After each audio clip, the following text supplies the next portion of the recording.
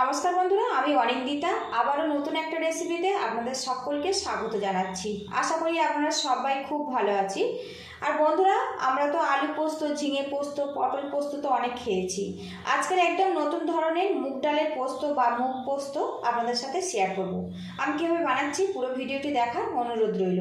মুগ পোস্ত বানানোর জন্য এখানে দেখুন আমি 2 মুঠো মুগ ডাল নিয়েছি, আর এটা কিন্তু জলে ভিজিয়ে বেশ নরম করে রেডি করে নিয়েছি। আর এখানে দেখুন 2 চামচ পরিমাণে আমি পোস্ত নিয়েছি। এখানে দেখুন একটা কাঁচা লঙ্কা নিয়েছি, ডালের মধ্যে দিয়ে দিলাম, আর একটা কাঁচা লঙ্কা নিয়েছি পোস্তর মধ্যে দিয়ে দিলাম। পোস্তর মধ্যে সামান্য একটু জল দিয়ে দেব। মুগ ডাল আর পোস্তটা এবার মিহি করে বেটে নেব। তো আজকে আমি মুগ ডাল আর পোস্তটা শিলে বাটবো, আপনারা চাইলে মিক্সিতে দিয়েও পেস্ট করে নিতে পারেন। এদিকে মুগ ডাল আর পোস্তটা আমি কিন্তু বেটে নিয়েছি। এবার এই মুগ ডালের মধ্যে আমি স্বাদ মতো লবণ দিয়ে দেব। আপনারা যদি চান তো হলুদের গুঁড়ো সামান্য ব্যবহার করতে পারেন, আমি এখানে হলুদের গুঁড়ো ব্যবহার করব না। ভালো করে মিক্স করে নেব। আর বন্ধুরা, এখানে দেখুন 2টো ছোট টাইপের ঝিঙে নিয়েছি, একদম কচি টাইপের। খোসাটা ভালো করে ছাড়িয়ে নিয়েছি, নিয়ে এইভাবে কেটে নিয়েছি। দেখুন যেভাবে আমরা পোস্ত বানাই সেইভাবে কিন্তু ঝিঙেটা কেটে নিয়েছি। আর অবশ্যই এর গায়ের খোসাটা পুরোপুরি ফেলে দেবেন, যখন রেসিপিটা রেডি হয়ে যাবে খেতে কিন্তু অনেক বেশি নরম লাগবে। এদিকে কড়াইটা গরম করে নিয়েছি, আর এর মধ্যে দিয়ে দেব সরিষার তেল। আর আজকের এই পোস্তটা অবশ্যই সরিষার তেলে বানাবেন, এতে কিন্তু স্বাদ ভালো থাকবে। আর বন্ধুরা, এটা কিন্তু অনেক বেশি হেলদি হবে। আর এই তেলটা খুব ভালো করে গরম করে নিতে হবে। সর্ষের তেলের মধ্যে যে একটা কাঁচা গন্ধ না, ওটা চলে যাবে। এবারে এইরকম ছোট ছোট করে বড়া ভেজে নেব আমি। খুব কিন্তু বড় হবে না, এই বড়াগুলো একটু সাইজে ছোট হবে। বড়াগুলো কিছুক্ষণ ভেজে নিয়েছি, এবার এগুলো আমি উল্টে দেব। আর বন্ধুরা, এখানে আমি প্রয়োজন মতো নিয়েছি, আপনারা এগুলো কম বেশি করে নিতে পারেন। বড়াগুলো উল্টে পাল্টে একটু লাল লাল করে ভেজে নেব। এদিকে দেখুন উল্টে পাল্টে বড়াগুলো কিন্তু আমার ভাজা রেডি হয়ে গেছে। খুব বেশি কিন্তু লাল করার দরকার নেই, পরবর্তী স্টেপ যেহেতু রান্না হবে একটু নরম করে কিন্তু ভেজে নিতে হবে। বড়াগুলো আমার হয়ে গেছে, এবার এগুলো আমি তুলে নেব। এবার এই তেলের মধ্যে দিয়ে দেব সামান্য পরিমাণে কালো জিরে, দিয়ে দেব শুকনো লঙ্কা। এদিকে দেখুন ফোড়নটা রেডি হয়ে গেছে, এবার এর মধ্যে ঝিঙেগুলো দিয়ে দেব। ঝিঙেগুলো আমি কিন্তু হাই হিটে ভালো করে ভেজে নেব। ঝিঙের যে একটা কাঁচা গন্ধ আছে না, ওটা চলে যাবে। ঝিঙে হাই হিটে আমি বেশ কিছুক্ষণ ভাজা ভাজা করে নিয়েছি। এখন কিন্তু ঝিঙের যে কাঁচা গন্ধ ওটা চলে গেছে। এবারে এর মধ্যে স্বাদ মতো লবণ দিয়ে দেব, আর দিয়ে দেব সামান্য পরিমাণে হলুদের গুঁড়ো।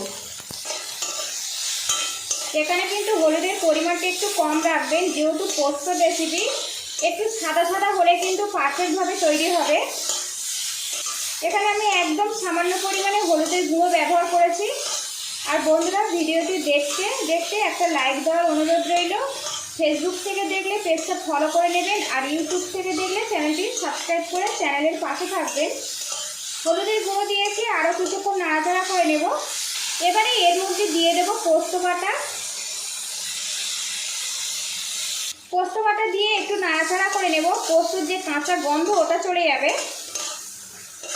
পোস্ত দিয়ে আমি নাড়াচাড়া করে নিয়েছি, পোস্তর যে কাঁচা স্মেল ওটা চলে গেছে।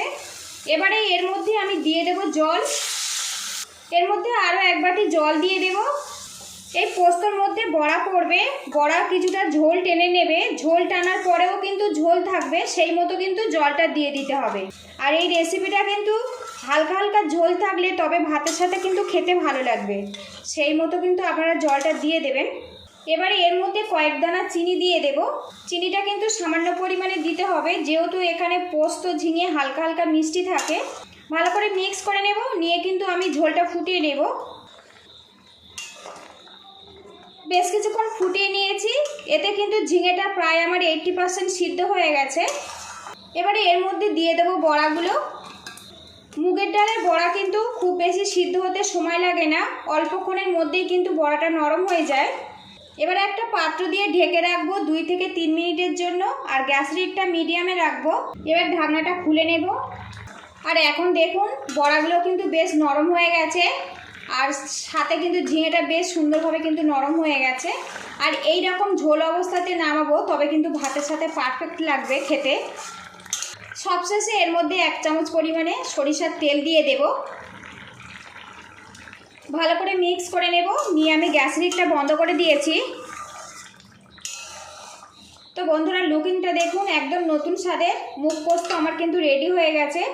ভিডিওটি ভালো লাগলে একটা লাইক দেওয়ার অনুরোধ রইল। আপনাদের একটা লাইক পরবর্তী নতুন ভিডিও বানাতে কিন্তু অনেকটাই সাহায্য করে।